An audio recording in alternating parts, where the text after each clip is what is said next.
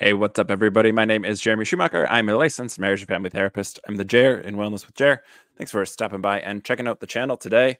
Today, we are doing a bit of Rick and Morty. I've been waiting to do Rick and Morty. I think it's one of the better sci-fi satires out in the wild. I'm a big sci-fi nerd. Grew up watching a lot of sci-fi, reading a lot of sci-fi. So a lot of what Rick and Morty is poking fun at or making reference to is something that I grew up with and I enjoy. So I like the show. Rick and Morty has a lot of mental health in it. I think doing a full episode or a full video on just like the different stuff in the family members. Beth and Jerry go through a divorce. Like, I'm a licensed marriage and family therapist, so I think that's super relevant. Could talk about that. There's a ton of trauma. Rick and Morty actually does a decent job of, on some occasions, certain episodes showing the cost of Rick and Morty having all this unresolved trauma. I think, there's the clone and the relationship there. There's Morty in school. There's regular teenage stuff. So, like, a lot of mental health stuff. It's a show from Dan Harmon, who also did Community, which also has a lot of mental health stuff. So there's a lot to talk about in Rick and Morty, and even just picking specific episodes to talk about Rick and Morty. So I'm not opposed to doing a deep dive at some point. Like and subscribe and comment, so then I know Rick and Morty videos do well, and then I will do more of them. I'm happy to do more of them. But we're just going to talk about Dr. Wong. Dr. Wong, I think, is the best fictional therapist that I've ever seen in a show.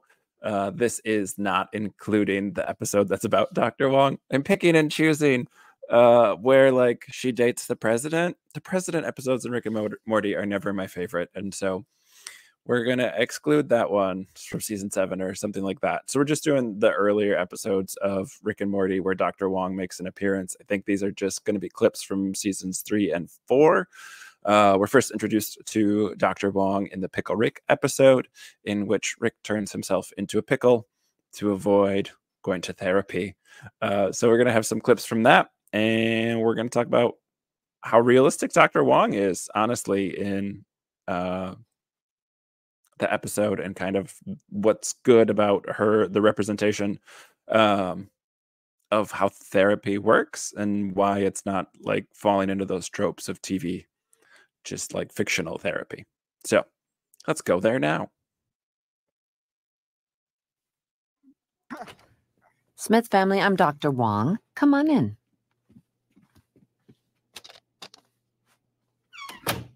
I was told there was a grandpa that might be joining us. He got wrapped up in an experiment. He's a scientist, like legit, like on an intergalactic sci-fi level. His work is very... He turned himself into a pickle. Morty, Mom's talking. I'm sorry. I suppose that's a good segue into our little discipline cases here. Does Grandpa turn himself into a pickle a lot? What? No. What kind of question is that? The kind that wasn't designed to attack or hurt you in any way. Oh, Jesus Christ, one of these. No, my father has never turned himself into a pickle before. He's unpredictable and eccentric. The whole family is. Speaking of which... Okay, let's open things up to the whole family, and let me ask this. Why do we think Grandpa turned himself into a pickle? I didn't say my father is perfect. I said his work is important. And she's saying what's important is that Grandpa lied to you to get out of coming here. Oh, he did not. Let's do an experiment here. I get the impression this family values science.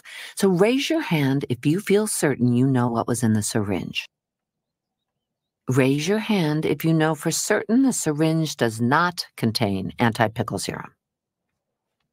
Beth, your hand did a little thing there. Do you really not see what's happening here? Tell me. Well, Dr. Wong, by the way, racist name, obviously Morty and Summer are seizing on your arbitrary pickle obsession as an end run around what was supposed to be their therapy. Oh, I think this pickle incident is a better path than any other to the heart of your family's dysfunction. I think it's possible that you and your father have a very specific dynamic. I don't think it's one that rewards emotion or vulnerability. I think it may punish them. I think it's possible that dynamic eroded your marriage and is infecting your kids with a tendency to misdirect their feelings. Fuck you. Mom! Fuck both. Okay. Let's just start there. I love the first tiny joke that she has a poster on her waiting room and she flips it depending on what her clients are coming in with. So when she has a family coming in, she puts up the poster of a family. And we learned throughout other episodes, she also has a specialty working with corpophagia, probably like pica, which is eating things that you shouldn't be eating. Corpophagia is specifically eating poop or feces. And so it's a bit of a running gag in the show that that's her specialty.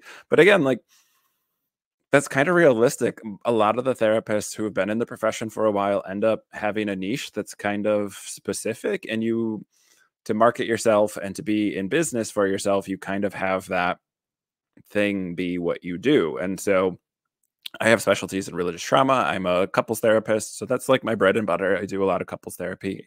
Generally say like at least 60% of my caseload is couples. So that's a majority. It always has been. I've been doing therapy for 15 years. Religious trauma is one of my specialties. ADHD in adults is one of my specialties. I also have a background in sports performance. I have ADHD, which is why I have so many specialties that are so unrelated. But it's one of those things where, like, yeah, as therapists, you kind of accumulate these things. And once you kind of get in one of these niche areas, you start to build more clientele through word of mouth referrals. So, for example, when as marriage therapist, I'll get a first responder, let's say a police officer, a firefighter, or whatever. Over the years, it's been different things. Paramedics, because those jobs work really closely. They have kind of a network built in of people who do those jobs and they know each other. If you start seeing one of them, a lot of times they're going to refer other people to you. So word of mouth, just because therapy is a very personal thing, word of mouth is a really important thing to build a practice and to get new clients. So I think that's kind of a very realistic thing. I think Dan Harmon has talked about going to therapy before, the creator Rick and Morty. And so my guess is drawing from like a realistic experience with a therapist or having a therapist who maybe has a niche, and like people need help with different things. So it's good that we have these therapists who have these different niche areas. Kind, gentle questioning. I was told there might be a grandpa who's joining us. Like that language is really good because it's one of those things where she's getting to know people, so she's trying to get a lay of the land.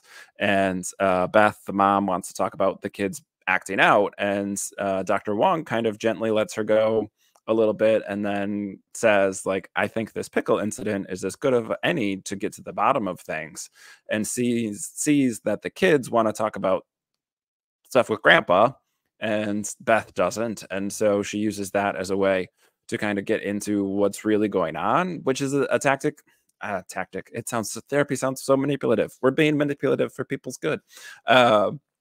She's letting an unrelated thing show up. So when I was taught therapy, way back in the day, as a marriage therapist, I learned structural therapy, which is kind of this idea of therapy as an families as an ecosystem. And so there are structures, there are hierarchies, there are patterns that play out in these things. And so I use the analogy of a spider web all the time. So like spider web has all these different segments, and like a segment touches, two other segments. It's a line between 2 points, but the whole web is an entity. And so you really can't like play with a web and poke around without affecting the whole web. And so one of the things I was taught, one of the things that has played out over my career, is it really doesn't matter what people start talking about when they come to therapy, because you're going to get to the thing. And especially in couples therapy and family therapy, there's also a bit of this idea that couples and families really never come in talking about what they need to talk about. Couples therapy, it's kind of a running joke. I'm going to say running joke a lot, but like we as therapists aren't necessarily humorous people. That's why we're doing therapy and we're not stand-up comedians.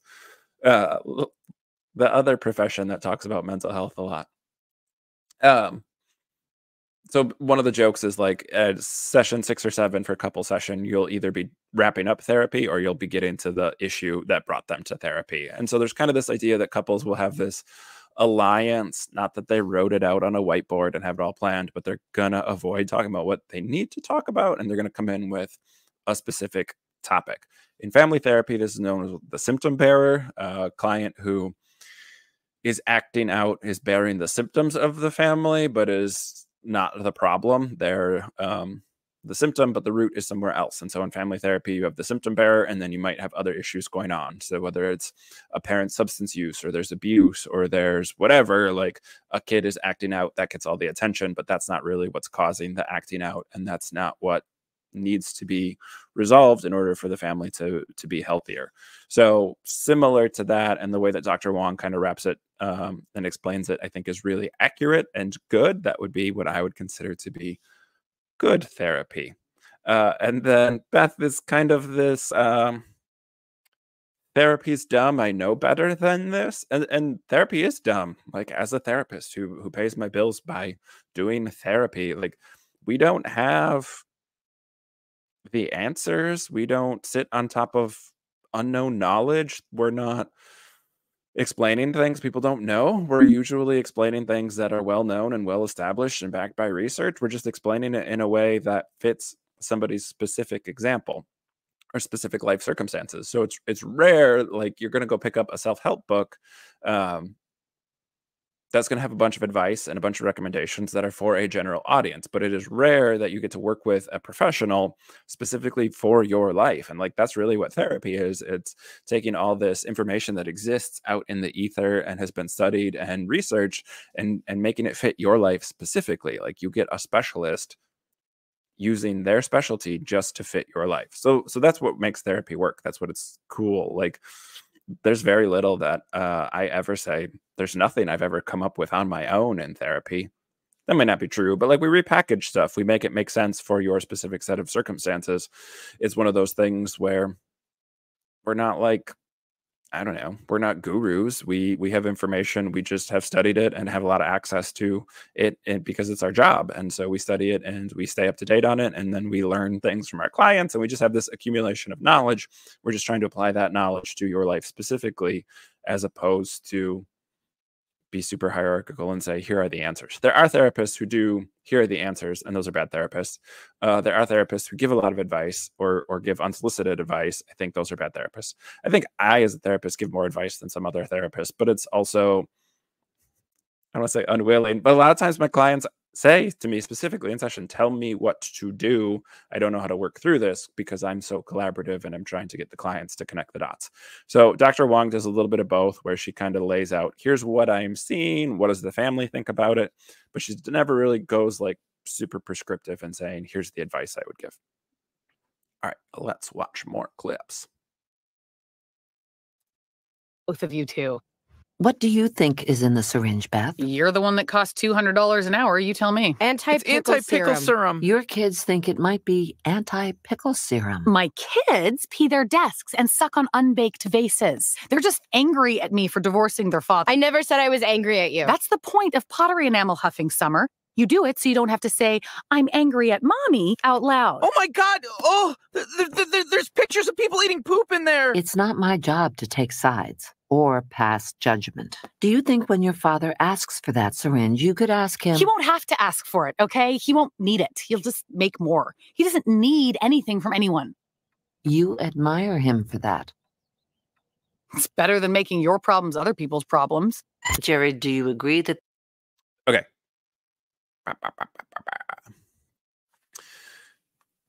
Yeah, so Beth has a lot of defenses up, and it's therapy becomes the bad guy. And it's not uncommon. A lot of times people come into therapy and they're not used to having a safe space to explore. They're not used to having somebody has like unconditional positive regard for them, like no judgment. So what happens a lot is like therapy is kind of this blank space, and people want to like take swings at it and blame therapy or blame the therapist. And it's just kind of like, that's often projection. You're just projecting your own stuff forward. So Beth being like, I don't want to make other people's problems. I don't want to make my problems other people's problems, suggesting that like, that's all that therapy is listening to other people's problems.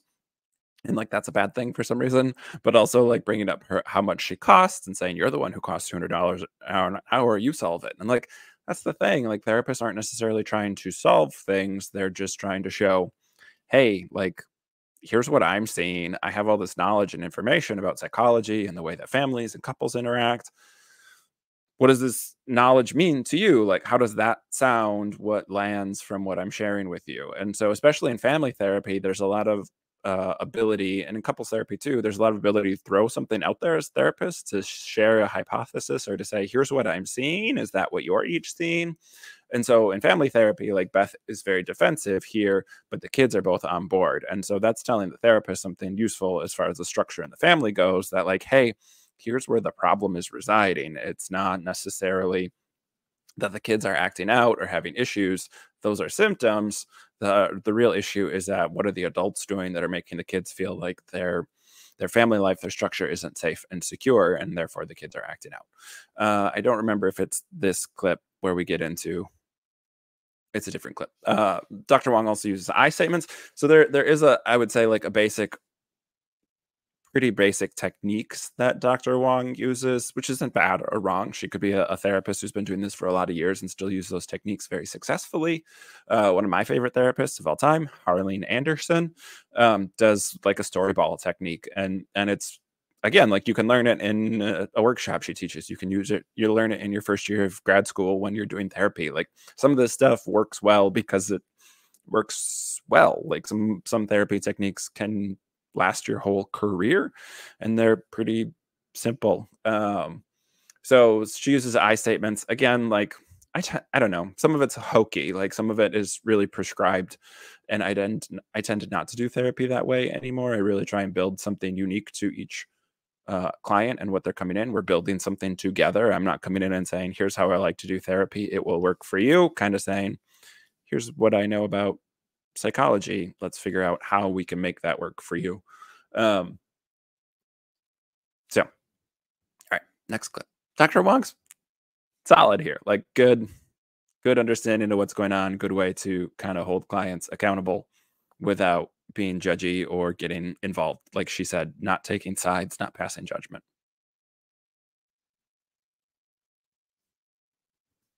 The use of puppets makes you seem dumb and crazy. I don't think crazy is a responsible word to use. It is now. This is crazy. You're being crazy. They do it in therapy on TV. What TV gives British people prizes for baking, Jerry?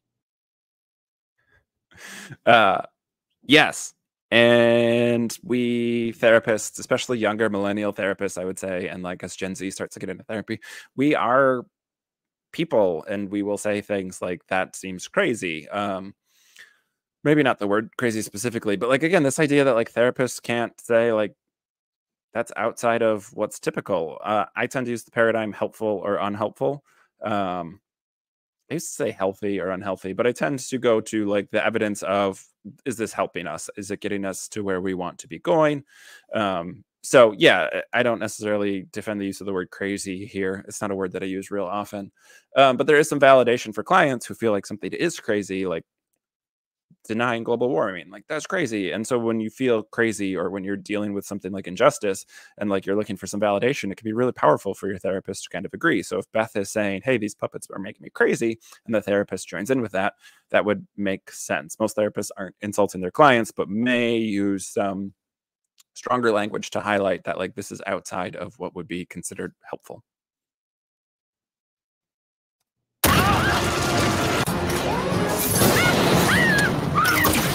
I'd like to discuss that. I don't discuss problems, I incinerate them. Everybody in the car! Everybody in my family, not the world. Jesus, Wong, boundaries. I'm better than this job. Why don't you?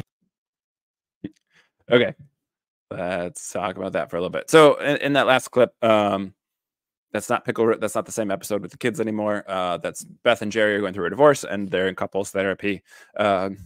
Yeah, Jerry's used the puppet. Jerry is the butt of a lot of jokes. He's the punchline. He's not quite comedic humor. Like, he's a fully fleshed out character, but like, especially in the early seasons, he's deeply unlikable. So that kind of fits there. And then there's a whole federation. So that's when Beth finds out she's a clone, and there's a whole thing.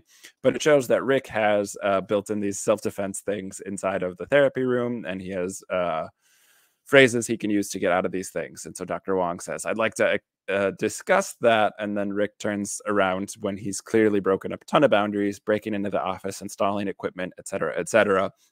He flips that back on Dr. Wong and says, boundaries, Wong, when she tries to get in the car with him, the spaceship with him. And so again, like, both Beth and Rick have a lot of animosity towards therapy, and they keep going back because they keep finding it helpful, even though they don't like being there. So that's going to be this next clip where Rick is seeking out some help from therapy, even though he doesn't like it. You have a seat. Because this isn't a therapy session, I'm just asking you what people in your racket say about handling this particular situation. First, we'd want you to define the situation. I'm a walking target for a never-ending sea of angry nerds that think getting in a fight with me is some kind of, I don't know, platform. I mean, look at this guy. He shows up and calls me an ugly drunk because, of course, that's the angle of attack that's going to undo me, right? You don't shoot Batman in his fucking Batman logo. And you think locking this man in a chamber and milking him of cosmic fluid will somehow resolve this? I think it's the best I can do to profit from a situation and maybe set an example. But you've set this example many times, and it's not changing your situation. Yeah. Now you're going to tell me to ignore them. But guess what? They want that too. And why would they want to be ignored? You really believe if I let a guy like this do whatever he wants, he gets bored and vanishes? Rick, would you be interested in proving me wrong? Yes. Then show me data. Ignore them for a week and see what happens. Oh, you're on, bitch. Is that man dead? Is everything in here confidential? Everything but murder. Then he's fine.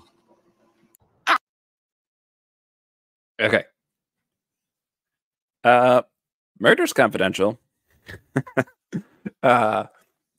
Planning a murder, planning to harm someone, intent to harm someone or harm somebody else is not confidential. That's when therapists have to take action and report things so that we can keep other people safe as well, including our own clients. But I don't know what would happen if you murdered someone in session. I would imagine that's not confidential. So maybe she's correct there. But it is a weird, we get asked often about like crimes and past things, and those things are kept confidential. That's what makes therapy work. Again, Rick in this instance is people in your racket. But what Dr. Wong does is, again, kind of working with that animosity. It's called rolling with resistance in therapy. And so we're not trying to convince people that they need to listen to us or that we are experts or should be authorities. Again, probably bad therapists out there get into those battles. But that we're just kind of working with it. And so she gives him the opportunity to say, hey, you like science. She did it with Beth too. Like, let's do an experiment. Doing it with Rick now. Like, do you want the opportunity to prove me wrong? And so that might be what we would call a paradoxical intervention in therapy. And again, like, I'm not a real big technique person at this point in my career, but these are things that like somebody who's writing a show and having a character about therapy. So like Dan Harmon's not a therapist. And the writers, as far as I know in the show, none of them are therapists either. They're comedians. And so this is stuff that you could look up or you could learn or you could talk to a therapist and integrate it into your show pretty seamlessly. And these are real things that we're teaching therapists. These are real interventions that a therapist might use. So again, Dr. Wong, pretty accurate portrayal of what that's going to look like. Let me give you the opportunity to prove me wrong. And Rick buys in right away. Next clip. I don't know. Therapy is starting to feel hopeless. I've got so many issues.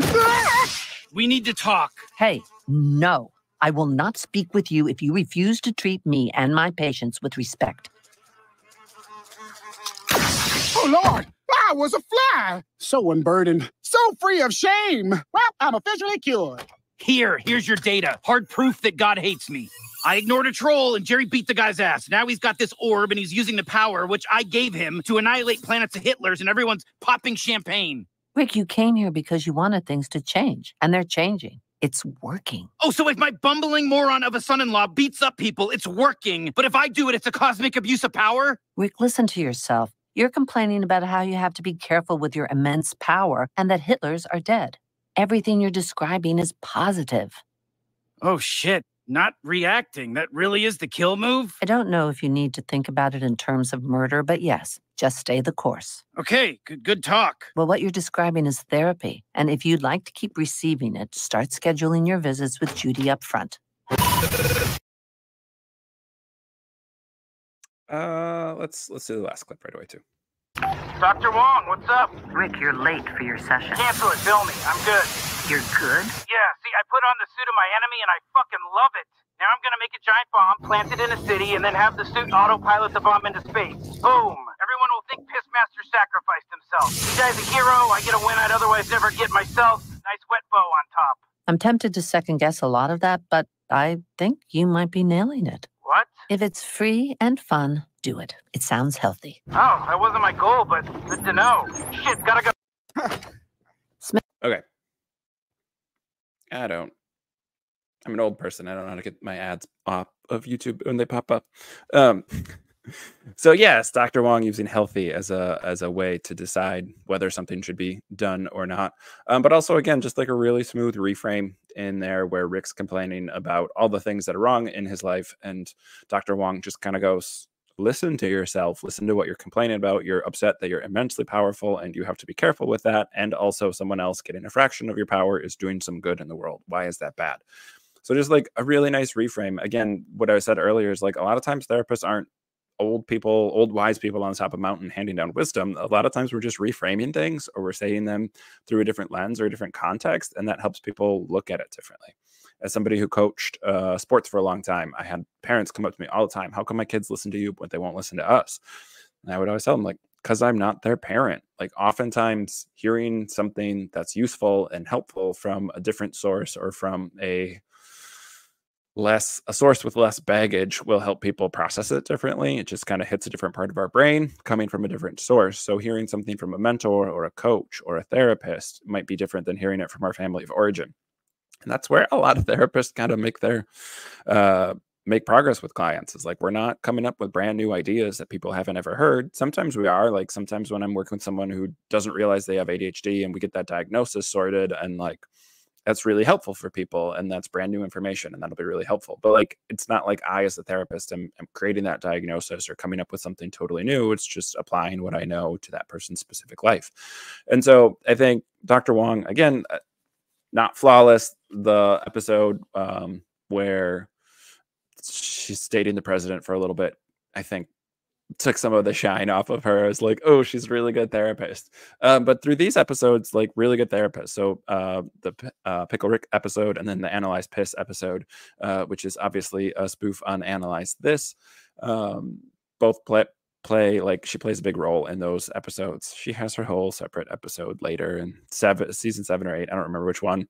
But yeah, that one's less good. That one's more of her as a personal person, less as a therapist. But like, in therapy, she sets really good boundaries. Even like the distraction where Morty finds the book where people are eating poop, she just kind of sets it under her chair and doesn't address it. And like, that stuff happens in therapy. Like, stuff comes up, or people get distracted, or look at a book on your bookshelf and something else. Like, so yeah, I think she's one of the better fictional therapist I've ever seen. Rick and Morty has some issues, and again, like, I think Susan Sarandon voices her, and she was specifically created to be voiced as Asian American, and so the writer who created this character wanted an Asian American to be cast in it, and then went with Susan Sarandon because it's a big celebrity name. But like, I think Dan Harmon has apologized. He went on like a podcast called Whiting Wongs, like, but like correcting wrongs, righting wrongs. And so just kind of like that, they should have cast an Asian American in that role, and that representation would have been better, obviously, and more helpful. So again, like, Rick and Morty, while I'm a fan, isn't a flawless show, and it's not a therapy show. So again, like, I think a pretty decent take, I think, written from a perspective of somebody who probably has some experience with real therapists, because it's pretty accurate for what a therapist might be doing here. Lots more to dig into with Rick and Morty, and the psychology of the show, and a lot about trauma and family dynamics, but that's not what we're doing. Just talking about Dr. Wong today. I have not seen every single piece of media that has therapists in it, but from what I am familiar with, best representation of a therapist in a fictional setting. So yeah, Dr. Wong from Rick and Morty. Questions, thoughts, concerns, drop down in the comments. Now, like and subscribe. Seriously, do all that YouTube-y stuff. It helps people find me, and ultimately, I'm not a professional YouTuber. I am a professional mental health. I'm a therapist, so I want to have people find my stuff and want to work with me. So yeah, drop down in the comments if you want me to do a Rick and Morty episode, or if there's something else you would like to see me talk about. Put that in the comments. All right, everybody, thanks for hanging out today. We'll be back, I don't know, next week. I think I'm talking about The Boys comic book next, so that'll be fun. All right, peace out, everybody. Take care of yourself. Take care of somebody else. Peace.